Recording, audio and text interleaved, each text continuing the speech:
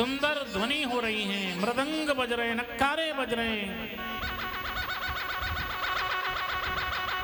सुंदर शब्दों से घोड़ों को नचाया जा रहा है।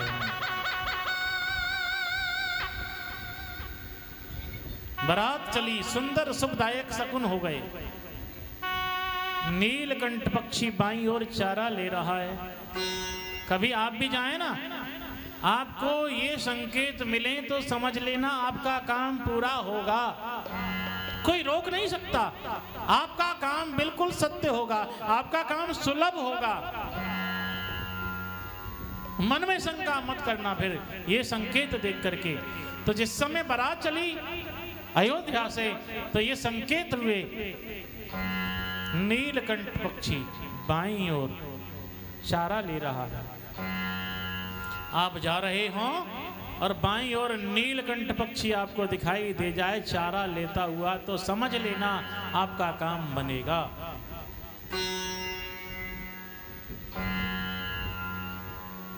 दाहिनी ओर कौआ सुंदर खेत में शोभायमान हो तो काम बनेगा। सीधे हाथ की तरफ अगर आपको खेत में कौआ मिल जाए तो समझ लो काम आपका सुलभ होगा।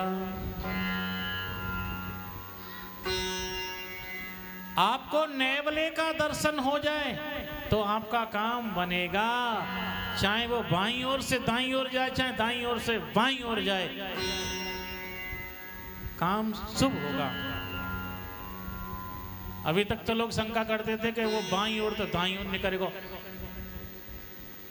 काम बनेगा, फिर करे कह भाई दाईं से बाएं गए काम बनेगा ना, नेवला। लेकिन नहीं, रामायण कह रही है नेवले का दर्शन होना चाहिए, चाहे वो दाएं से या बाएं से कैसे भी हो।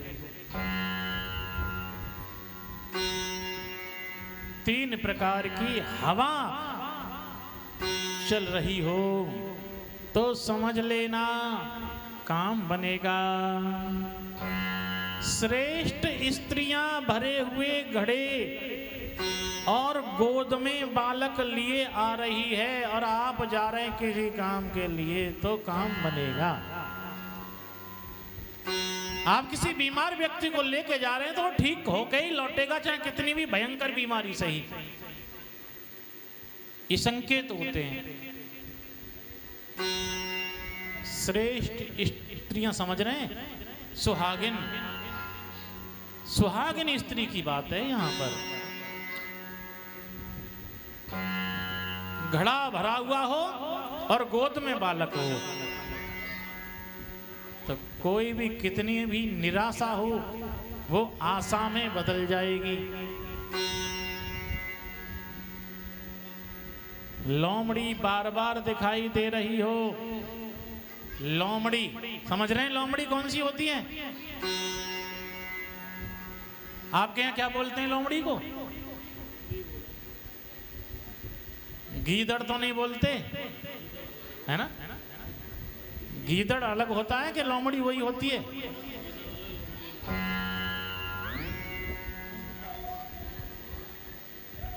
तो चलो आपके यहाँ जो ही बोलते हो, लेकिन हमारे यहाँ तो लोमड़ी लिखा हुआ है ना?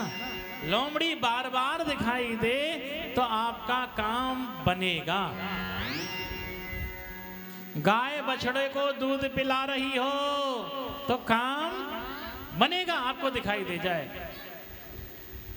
हिरणों की टोली बाईं ओर से दाईं ओर को निकल जाए तो काम बनेगा। बस हिरणों की टोली का ध्यान रखना, बाईं ओर से यानी कि उल्टे हाथ से सीधे हाथ को निकले तो काम बनेगा, और सीधे से उल्टे को निकले तो काम बिगड़ेगा। सफेद सिर वाली चील श्यामा पेड़ पर बाईं ओर दिखाई दे जाए तो काम बनेगा।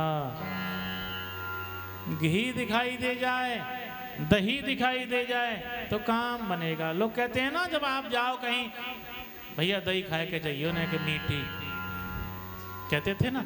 आपके यहाँ कहते हैं या नहीं कहते, लेकिन हमारे पूरब में तो आज भी कहते हैं कि थोड़ी मीठी दही खाए के चाहिए भैया। हम कहीं कथा करने जाएं, हमारे पिताजी तो कहते हैं कि न के दही खाए जाइए बूरो डारे के।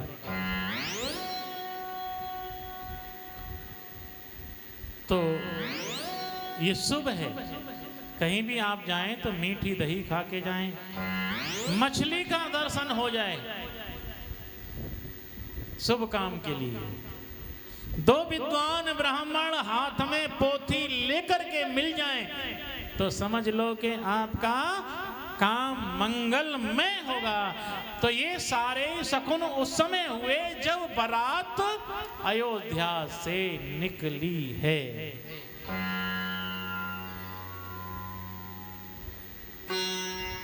तो समझ गए बात आप हैं।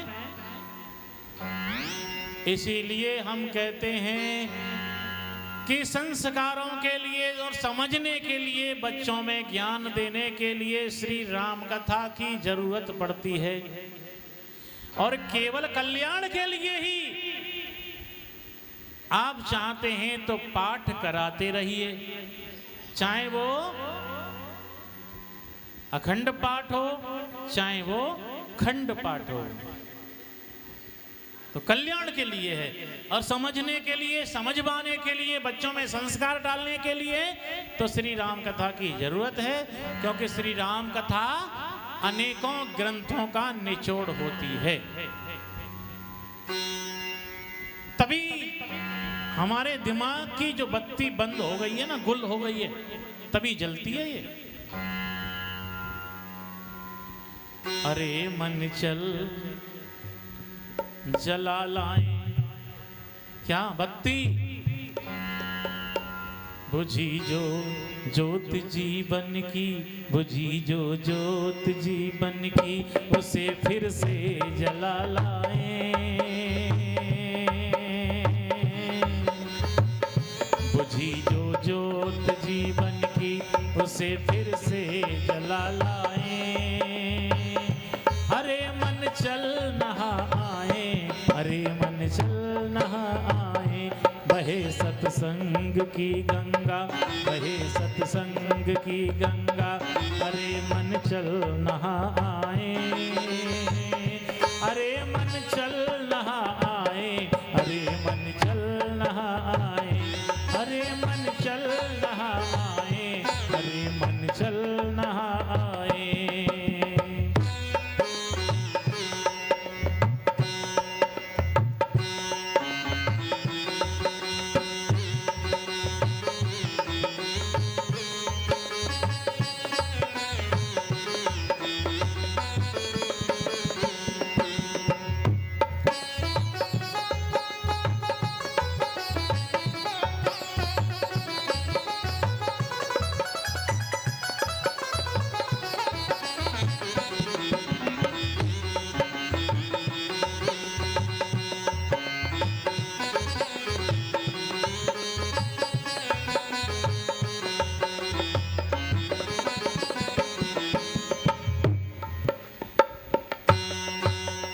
बुझी जो ज्योत जीवन की, उसे फिर से जला लाएं।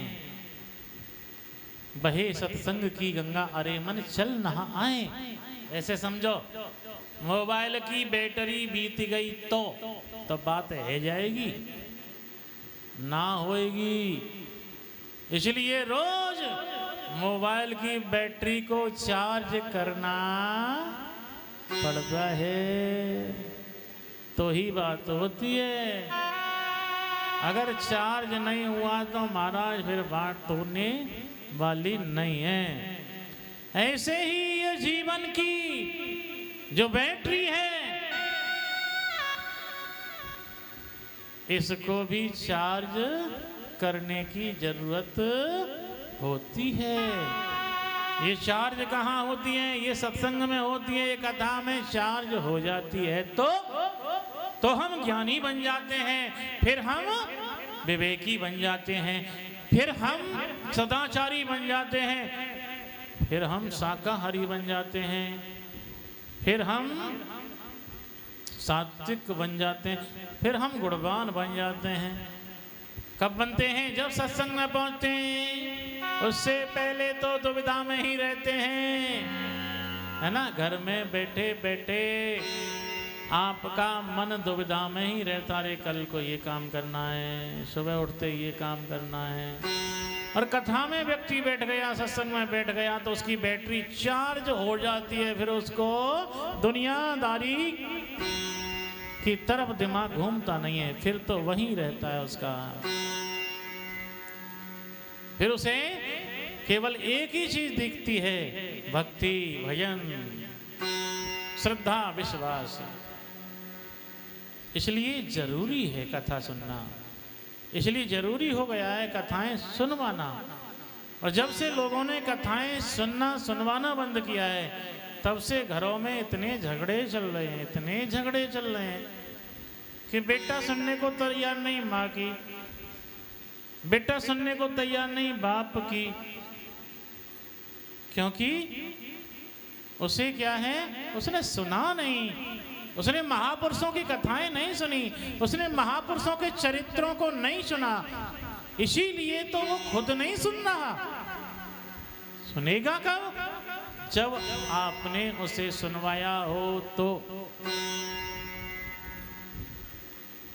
अब आपको मैं बताऊं, शिवाजी नहीं होते तो ये भारत नहीं होता, एक शिवाजी नहीं होते तो ये भारत नहीं होता, ये भी टुकड़े टुकड़े हुए हो गया होता, इसका भी नामो निशान मिट गया होता।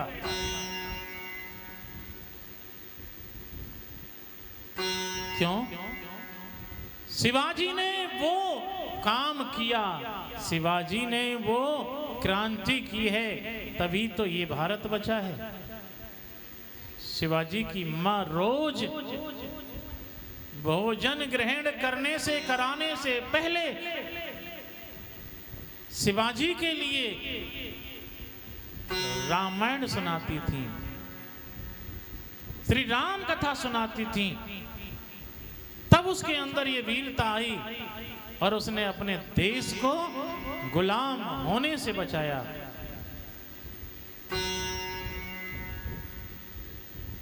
मगर हम अभागे हैं कि हम कभी भी बैठ करके रामायण नहीं सुनवाते। अगर आपके घर में रामायण है तो भैया ज़्यादा समय नहीं है, 1 घंटा नहीं आपके पास तो 10 मिनट निकालो रोज, और 10 मिनट में आप चाहे 2 चौपाइयों का अर्थ ही सुनाओ, बच्चों को बिठा करके जरूर सुनाना। चाहे शाम का समय निकालो, चाहे सुबह का निकालो। सुबह को नहीं होता है, बच्चे पढ़ने जाते हैं, आप भी काम धंधे पे जाते हैं, तो शाम को आप लोग घर सब लोग आ जाते हैं और शाम को बैठ जाइए 10 मिनट के लिए और पढ़िए रामायण को क्रम से। केवल 2 चौपाइयों का अर्थ रोज पढ़ लीजिए, तो उसमें ही आपके बच्चों के लिए संस्कार आते रहेंगे। प्रेम से बोलना पड़ेगा, बोलिए सीताराम सरकार की जय हो। तो बारात कहाँ पहुंची? बारात पहुंची है जनकपुर की सीमा में। समय से पहले बारात आ गई। प्रथम बारात लगन ते आई, तातेपुर प्रमोद अधिकाई। समय से पहले बारात आ गई है। क्या आपकी बारात समय से पहले आती है? नहीं आती।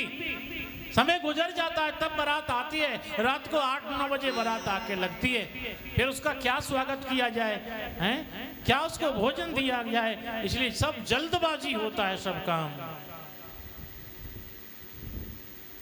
अभी हमने 4 साल पहले बारात मंगाई थी अपने यहाँ। लड़का वाले से कह दिया जी समय से पहले आना, दिन मुदे से पहले बारात आ जानी चाहिए।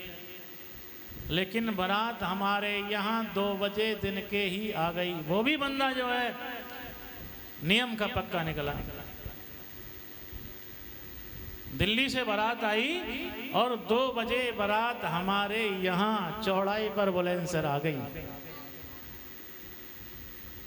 हमने तो मंगाई थी दिन मुदे से पहले, आपके यहाँ से ही दूध गया था, लेकिन बारात पहले आई तो बड़ा आनंद आया और बड़े आनंद के साथ बारात चढ़ी और बड़े आनंद के साथ भोजन हुआ। पूरा समय भामर के लिए मिल गया, पूरा समय मिला भामर के लिए। ये नहीं हुआ कि जल्दबाजी, पंडित जी जल्दबाजी कर दो, रिश्वत दे दी पंडित जी की जेब में, लो पंडित जी हैं आधा घंटा में निपटाओ सब काम। तो निपटाने वाली बात करो मती, ये कहो कि जो कार्य सही शुभ हो समय से हो वो करिएगा, चाहे 1 घंटा फालतू लग जाए, तो ये करना चाहिए।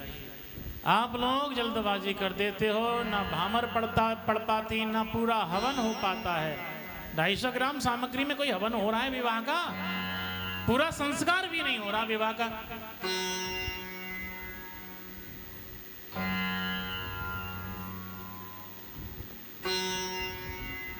तो समय से पहले बारात आई तो आनंद हुआ। आपस में सखियां कह रही हैं ये हमारे नेत्र के अतिथि हुआ करेंगे। सखियां विधाता से प्रार्थना कर रही हैं, हे प्रभु इन चारों भाइयों का विवाह हमारे गांव से ही हो जाए, जब ये आया करेंगे ना तो हम इनको देखा करेंगे। दूल्हा बने श्री राम जी आज मिथिला नगर में। कहाँ बने हैं श्री राम जी? दूल्हा कहाँ बने? मिथिला में बने थे, अयोध्या में नहीं बने। अगर अयोध्या में बने होते तो नाम अयोध्या का आता, क्योंकि राम जी तो कहाँ दूल्हा बने हैं? जनकपुर में। हल्दी कहाँ लगी? जनकपुर। तेलबान कहाँ हुए? जनकपुर। इसलिए कवि ने सही लिखा, दूल्हा बने श्री राम जी आज मिथिला नगर में। दूल्हा बने हैं श्री राम जी आज मिथिला नगर में।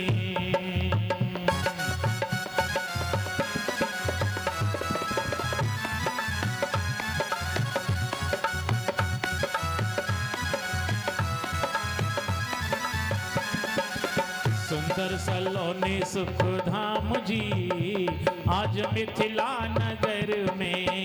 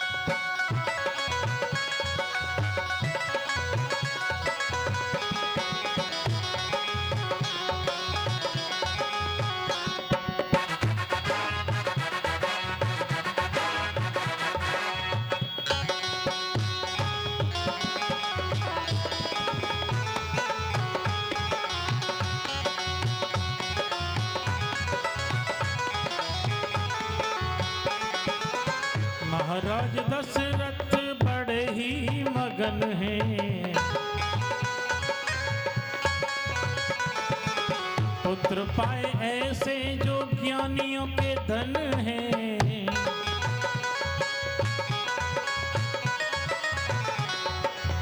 अभी 3 साल पहले कथा करते करते एक कथाकार गुजर गए थे, ये उन्हीं का लिखा हुआ भजन है। बहुत सुंदर राम कथा कहते थे।